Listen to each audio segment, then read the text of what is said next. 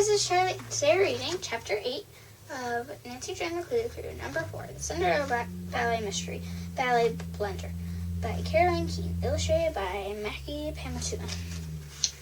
Chapter 8, The French Clue. Let's start reading. It's the dress rehearsal and I don't have any shoes to wear, Andrea said, her eyes welling with tears. It was Friday night. Mr. McGuire's studio was filled with the cast of Cinderella's ballet. Parents and other volunteers were busy helping the children on with their costumes or stage makeup. You can wear your pink ballet slippers for tonight, Mr. McGuire told Andrea. His cell phone began ringing. Excuse me, he said, walking away to take the call. Nancy was standing nearby, her mouse costume slung over her arm. She walked over to Andrea. It's going to be okay, she told Andrea. The Clue Crew is going to keep looking for your Cinderella slippers until we find them. I don't know, Andrea said doubtfully. Nancy patted her dance bag. We have those 3 clues I emailed you about, the rhinestone, the beret, and the piece of paper with a French word on it. They're in my bag. We have some suspects, too. Don't worry, we'll find your slippers by tomorrow night. Okay, Andrea said, but she didn't look very sure. One of the parents called Andrea over so she could style her hair. Andrea waved to Nancy and rushed off. Nancy glanced around the room. Bess was getting sparkly eyeshadow put on her eyelids by one of the volunteers. She looked so pretty in the fairy godmother costume, which was a glittery gold dress with a matching tiara. Dress was on the other side of the studio, wearing her wicked stepmother costume, a long dark gray dress with a high collar. Her eyebrows had been transformed into pointy, severe arches with a black eye pencil. Nancy thought George looked pretty scary. Can I help you with your costume, Mademoiselle Nancy? Nancy turned around.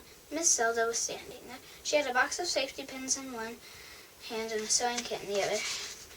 There was a long white tape measure draped around her neck. Thanks, Miss Zelda. That would be great, Nancy said. Her mask costume was kind of complicated. Miss Zelda led Nancy to a quiet corner of the studio. She took the mouse costume from Nancy and studied it carefully. Why don't you sit on the floor so you can slip this on your feet first, she suggested. Nancy obeyed.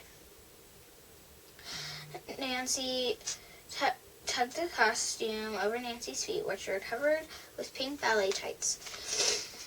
Maybe the mouse legs are still a little long, Miss Zelda fretted. I must pin them up for you. Okay, Nancy said. Thanks, Miss Zelda.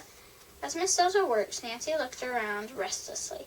She wished she could gather her Clue Crew around her and get back to work, searching for clues, interviewing witnesses, anything. But she knew this was dress rehearsal time. No matter how important it was to find the missing slippers, she, George, and Bess had to focus on their last chance to rehearse. Miss Zelda gave a big yawn. Oh, pardonnez-moi, she said, covering her mouth.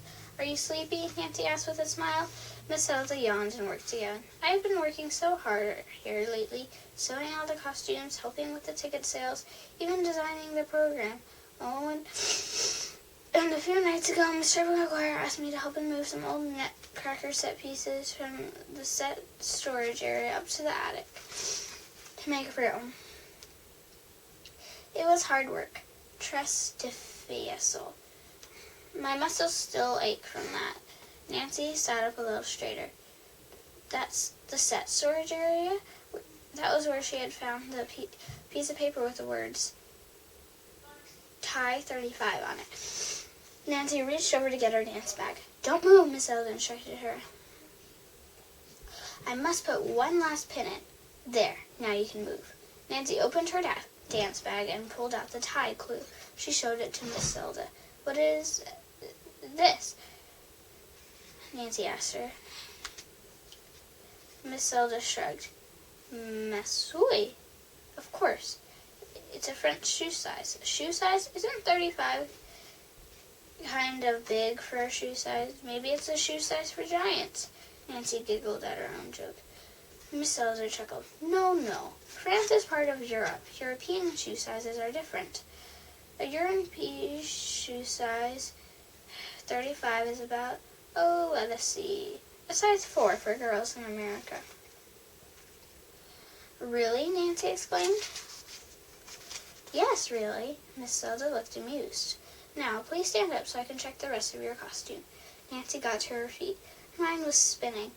If tie 35 was the same as a girl's size 4, the piece of paper must have definitely fell out of the box containing the Cinderella slippers.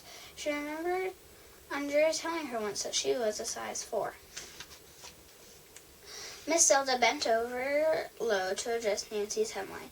Just then, Nancy noticed something. Miss Zelda was wearing a shirt with a monogram Z embroidered on it in black. Nancy cocked her head to the right. Sideways, the letter Z turned into the letter N.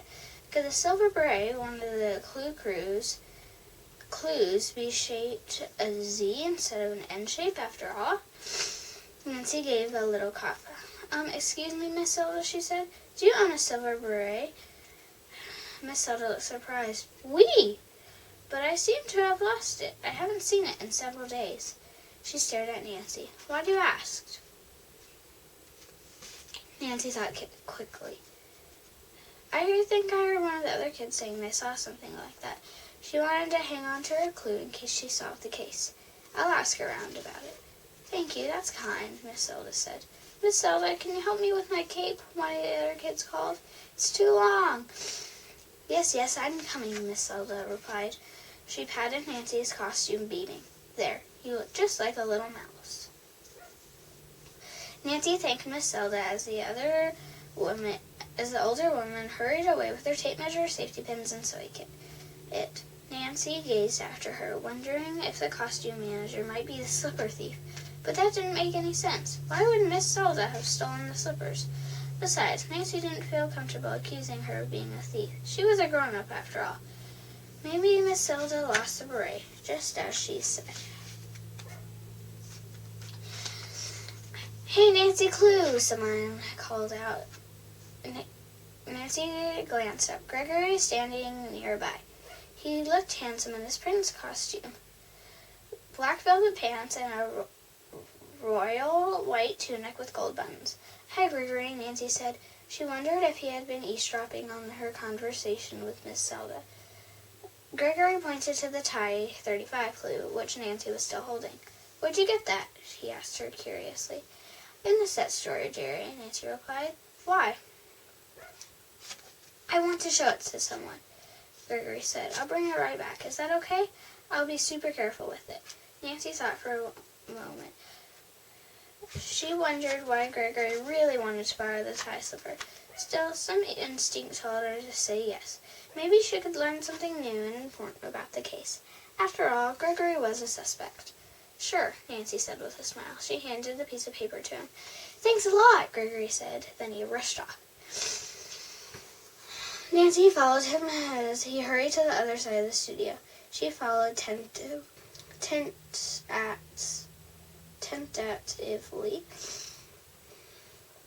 Bess and George came up to her. You look so cool in your mouth closed, Bess exclaimed. You guys really look great in your costumes too, Nancy said. She lowered her voice. I'm following Gregory. Why? George asked. Nancy explained. I want to know what he's doing with the size 35 clue, she finished.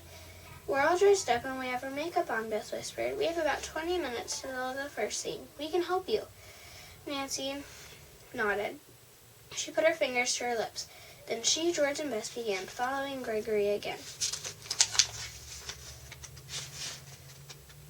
The studio was bustling with activity. So Gregory didn't seem to notice that he was being watched. As he walked towards Scruffy, who was curled up in a corner on an old red blanket. Gregory bent down next to Scruffy and held the piece of paper Nancy had given him under the dog's nose. Scruffy sniffed. Gregory said something to him, then Scruffy got up and began walking this way and that, his nose low to the ground, continuing to sniff. What is Gregory doing? George whispered to Nancy. What is Scruffy doing? Bess added. Nancy frowned. What are they doing? She wondered. Then something occurred to her. On Wednesday, I saw Gregory walking around the set storage area with Scruffy, and Nancy said out loud to her friends. It's like he once was using Scruffy to help him find something. Then yesterday, when I found the rhinestone in Gregory's stuff, Scruffy started sniffing it and barking like crazy. Bess and George both stared at her. What do you think this all means? George asked her. Nancy's eyes flashed.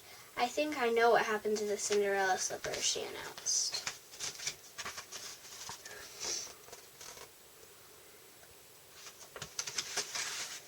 Okay guys, that's it. Hope you enjoyed it. Make sure to like, subscribe, and click the bell.